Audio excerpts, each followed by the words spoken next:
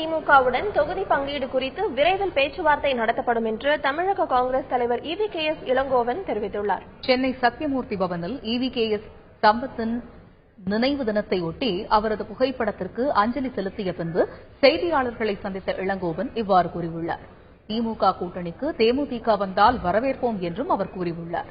காங்கிரஸ் கட்சி சார்பாக போட்டியிடக்கூடிய வேட்பாளருக்கான நேர்காணல் நாளை தொடங்கி 2 தினங்கள் நடைபெற உள்ளதாக அவர் அறிவித்தார். கருத்து கணிப்பு மூலம் காங்கிரஸ் கட்சிக்கு வாக்கு வங்கி குறைந்துவிட்டதாக கூறப்படுவது ஏற்புடையது அல்ல என்றும் அவர் தெரிவித்துள்ளார். தொகுதி எவ்வளவு, எந்தெந்த தொகுதி, அதை பொறுத்தவரையெல்லாம் எங்களுக்கும் திராவிட முன்னேற்ற கழகத்துக்கும் மிகப்பெரிய பிரச்சனைகள் வருவதற்கு வாய்ப்பே இல்லை.